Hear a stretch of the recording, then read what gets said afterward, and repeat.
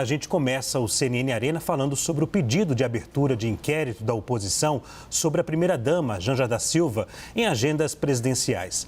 Na semana passada, ela estava acompanhada de ministros. Janja visitou cidades afetadas pelas chuvas no Rio Grande do Sul. A oposição partiu para a ofensiva de duas formas. Protocolou um pedido de abertura de inquérito na Procuradoria-Geral da República contra Janja. Em outra frente, o PL, Partido Liberal de Jair Bolsonaro, decidiu enviar um ofício para a Casa Civil solicitando acesso aos gastos desde o início do ano de agendas oficiais da primeira-dama. A CNN procurou a assessoria de Janja da Silva e aguarda retorno. Vinícius Poit, muito boa noite. O pedido de investigação pode impactar o governo? Boa noite, Leandro, Clarissa, Pedro, Hélio e você que está acompanhando o Arena CNN. Esse pedido de investigação, óbvio que é um ato político e pode desgastar, assim como vem desgastando o governo em relação às atitudes da Janja, em relação às atitudes do presidente Lula. Agora, gente, convenhamos, a postura da primeira-dama Janja, a postura do Lula, desse jeito que estão tocando, não precisa nem do inimigo, não precisa da oposição. Seja as falas do Lula, seja a postura da primeira-dama Janja em relação às missões oficiais. Vamos pegar o exemplo de quando chegou na Índia, enquanto tudo que estava acontecendo aqui, olha, cheguei na Índia, estou fazendo festa, vou até dançar. Vamos pegar o exemplo de Nova York, andando na Times Square, como se estivesse ali fazendo turismo, né? E aí, não é à toa que chamam de deslumbrada. Né? Vamos pegar o exemplo próprio de Nova York, o foco era a atitude à Amazônia ou o foco era a primeira-dama? Porque a câmera estava só nela. Agora, nessa viagem no Rio Grande do Sul, obviamente, eu não sei se existe algum problema de fato de improbidade administrativa, o quê? Porque tinha um ministro lá junto, quer dizer que a primeira-dama não pode andar sem o presidente do lado, né? Eu, particularmente, não sei se tem algum problema de fato. Mas a forma como ela lida com essas situações, né, é que gera munição para a oposição. Então, respondendo bem assertivamente, Leandro, gera desgaste sim, né, gera munição para a oposição e até uma cutucadinha no vice-presidente Alckmin, a hora que eles querem botar, como diz o outro, fogo no parquinho, né? Um brigando com o outro e dizendo, ô Alckmin, o que é isso? A posição de presidente da República na falta do Lula é sua. Você não vai assumir? Mas eu entendo que entre eles ali, uma agenda específica no Rio Grande do Sul, gente, só para ponderar, tá?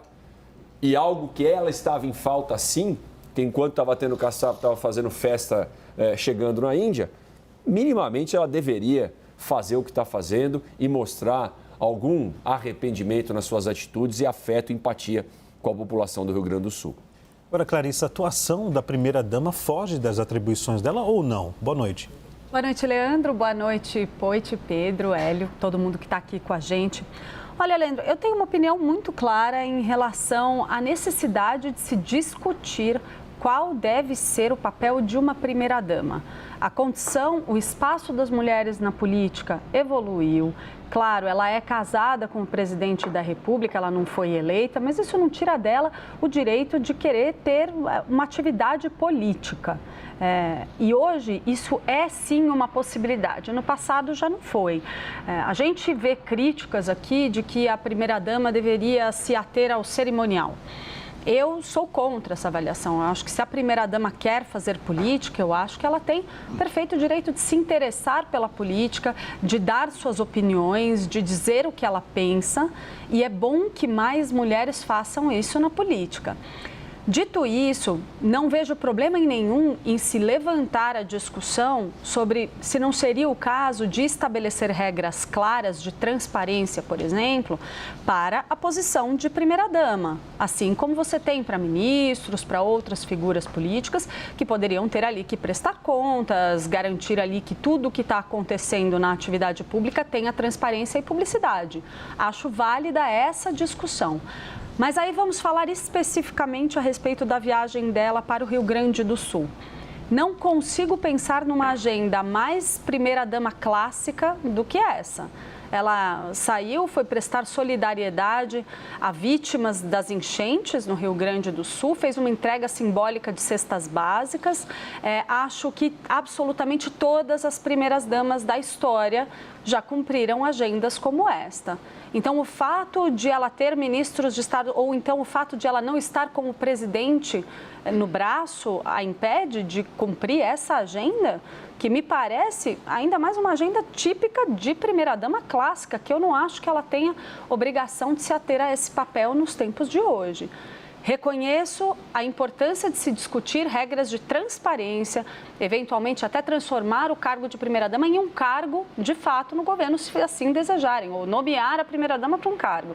Mas daí, para endossar a ideia de que ela, por ser mulher do presidente da República, tem que se ater àquela caixinha de esposa e que faz a agenda do cerimonial, aí eu discordo, acho que há espaço para isso na política hoje, para uma mudança nesse entendimento, e Janja é uma primeira-dama diferente, ela tem um perfil diferente de outras primeiras-damas que a gente viu, mas como eu já disse antes, Michele Bolsonaro também fazia política, a maneira dela, da forma que lhe convinha e na qual ela se sentia confortável.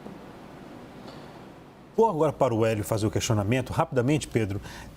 Hélio, a oposição, ela está com receio de que a primeira-dama Janja ela seja um nome forte para suceder o presidente Lula? Por isso que, em função aí desses requerimentos, os pedidos que foram enviados? Boa noite. Boa noite, Leandro, Clarissa, Pedro, meu amigo Poit.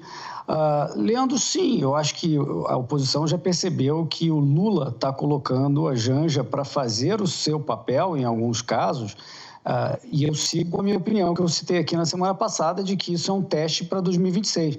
Eu acho que a Janja tem o direito, pode e deve fazer política, mas não como substituta do Lula, não como se ela tivesse um cargo que ela não tem. Se fosse lá no governo Bolsonaro, que eu acho que tem um exemplo similar, que é o Carlos Bolsonaro, visitando a pedido do pai, vítimas de enchente, em algum lugar de enchente, o pessoal ia reclamar pesado. O Carlos também tinha uma atuação sem ter propriamente um cargo formal. Eu acho que isso aí não funciona muito bem. O Poit lembrou a dancinha dela quando chegou na Índia, num dos piores dias da enchente lá no Rio Grande do Sul, fazendo dancinha, namastê, etc.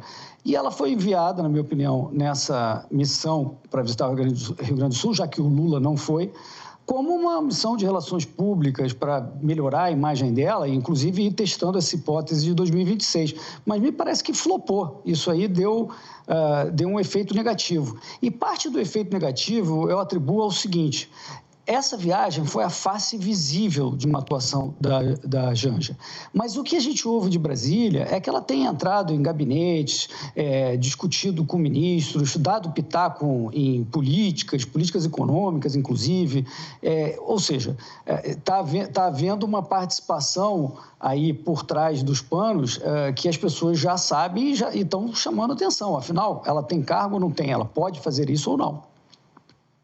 Leandro, não existe nada que impeça a Janja de viajar para o Sul ou cumprir qualquer outro papel. Tecnicamente, não há nada o que se investigar. Essa ação do PL me parece um factoide. O PL está cumprindo o papel dele, criando ali um fato político, tentando criar um fato político que resvala, costeia o alambrado da misoginia. Mas eu aqui recebi uma mensagem agora. Curiosamente, quem está nos assistindo é o Marco Aurélio Carvalho, advogado do PT, que é cotadíssimo para ocupar o Ministério da Justiça. Ele mandou o seguinte: é muita implicância com a Janja. Ela tem cumprido um papel magnífico e ressignificou o papel de primeira-dama. Eu acho que essa é um pouco a narrativa que o PT vem adotando a esses posicionamentos em relação à Janja. Ela vem ocupando muitos espaços políticos, são espaços que têm a chancela do presidente Lula. Quem decidiu que ela ia para o Rio Grande do Sul foi o presidente. Ele deu uma determinação, não havia o que discutir. Então, ela foi para o Rio Grande do Sul representando o governo federal ao lado do ministro Paulo Pimenta, né? Então, agora, há um certo desconforto com alguns setores do governo e do PT, porque a Janja vem ocupando muitos espaços em muitas frentes diferentes e muitas vezes ela acaba atropelando um pouco certas estratégias que o governo adota preventivamente ou previamente. Então, foi o caso, por exemplo, da indicação do Jean Willis para trabalhar no Ministério junto com Paulo Pimenta. Foi uma iniciativa ali nos bastidores da Janja, ela quis indicar o Jean Willis para o cargo. Não havia muito o que o Jean Willis fazer ali no Ministério das Comunicações. eleições. Então, o Jean Willis acabou não sendo contratado, depois saiu disparando contra o governo. Então, em alguns momentos, a Janja ela atropela um pouco, pode atropelar um pouco certas estratégias previamente delimitadas pelo governo, mas especificamente essa ação do PL é uma ação inócua que não vai dar em absolutamente nada, porque a Janja ela pode ocupar o papel que o presidente Lula designar para ela. Agora, Leandro, eu queria fazer um adendo ali sobre a questão da viagem para o Rio Grande do Sul. Se a gente for parar para pensar, vamos supor que Janja tivesse feito essa viagem sozinha e ela tivesse ido acompanhada das suas assessoras na condição de primeira-dama, prestar solidariedade às vítimas da enchente e também fazer uma entrega simbólica de cestas básicas. Ninguém estaria questionando se este é o papel de uma primeira-dama. A sensação que dá é que parece incomodar muito que ela estivesse acompanhada de outros homens que não estivessem na posição de protagonistas dessa viagem. Tem uma dose de machismo enorme em cima dessa polêmica da Janja. E ela não vem só de partidos de oposição ou com teor de misoginia, como disse o Pedro. Ela vem de dentro do próprio PT. Quando a gente ouve nos bastidores o que alguns interlocutores do presidente Lula acham dessa participação, dessa voz alta, digamos assim, de Janja, há muitos comentários machistas que gritam no ouvido de quem é mulher e de quem consegue enxergar o que está na condição dela. A ideia de que ela não deveria dar opiniões em reuniões, que ela não deveria dar opiniões para o presidente da República, há incômodo com o fato de ele ouvir a opinião da sua mulher para tomar decisões. Na minha opinião, não tem nada que não exale aí uma dose de machismo que ela está embutida dentro do governo e ganha também as redes sociais. Isso é evidente, a gente vê isso acontecer. É só isso? Não, Janja, de fato, como disse o Pedro, ela atropela, ela escorrega. Tem algumas situações que ela é, sim, digna de muitas críticas, como o vídeo que ela gravou chegando na Índia, enquanto as pessoas estavam atravessando a tragédia aqui no Rio Grande do Sul. Foi uma posição absolutamente infeliz. Mas a gente não pode menosprezar esse componente machista nas críticas que ela sofre. A Michele Bolsonaro surfou nessa onda também, no evento do PL no Ceará, disse o seguinte: eu não quis ser uma primeira-dama viajante turista. Ela que foi uma primeira-dama que também teve muito protagonismo, né, Leandro, no governo do Jair Bolsonaro, mas aproveitou também para tirar uma casquinha, assim como o PL do Valdemar da Costa Neto. E Michele era muito atuante, ela só tinha o estilo dela, diferente do estilo de Janja. Agora, essa apresentação desse documento, ou seja, esse pedido da oposição, isso não foi porque alertou, a oposição já acendeu a luzinha ali de que a Janja é uma forte candidata lá no futuro e que, por sinal, o próprio alas do PT, né, o Partido dos Trabalhadores, já sentiu isso também, até porque já houve aí um fogo amigo dentro do próprio PT, Poit. Olha, eu vou te dizer, viu, Leandro, também, eu acho que o fogo amigo é muito mais dentro do próprio PT do que outra coisa, né? Que já houve fogo amigo com outros expoentes do PT que tiveram protagonismo, como o ministro da Fazenda, Fernando Haddad, que ao tomar algumas iniciativas que uma ala mais radical, como o da presidente do partido, a Gleisi Hoffmann, discordava, tinha um ataque direto ao ministro da Fazenda, Fernando Haddad. Então, com a Janja, possivelmente tem uma disputa por ego, por poder, por protagonismo dentro do próprio PT. Apesar de que alguns acham, não, o Lula está testando a Janja nas urnas, né? O Lula está testando a popularidade da Janja. Minha opinião, né? Acho que não está testando. Foi lá, corrige o erro lá. A gente já não... Minha opinião, tá, gente? Não estou botando palavras na boca do presidente, não. A gente já vacilou. Você postou aquela dancinha lá, depois apagou, causou um problemaço. Eu também não consegui. Vai lá e nos representa para amenizar o dano na nossa imagem de não ter ido no Rio Grande do Sul. Na minha opinião, foi isso e ponto. Até porque... Se fosse para testar a popularidade, não sei se deu muito certo, né? Dado o vídeo que circulou nas redes sociais da Janja saindo pelos fundos e a população vaiando e ela tendo que montar no carro e sair correndo da instituição que ela estava ali no Rio Grande do Sul. Eu concordo um pouco com o Poit, no ponto de que eu não acho que é uma questão, pode até ser que haja a possibilidade de tentar trabalhar Janja como um nome político lá na frente, mas eu não acho que isso é prioridade, muito menos suficiente para gerar alguma ciumeira, pensando numa lista de presidenciáveis, por exemplo. Eu não acho que exista nenhuma discussão dentro do PT de que o sucessor, de fato, de Lula, neste momento, a não ser que algo diferente aconteça, é Fernando Haddad. É uma figura que já disputou a eleição presidencial pelo PT, substituiu o ex-presidente na época em que ele estava na prisão, nesse posto, conseguiu ali unificar o partido abaixo dele, embora ele não tenha tido o endosso de toda a legenda desde o início. É uma figura que está forte, com uma visibilidade positiva junto a alguns setores estratégicos para o PT.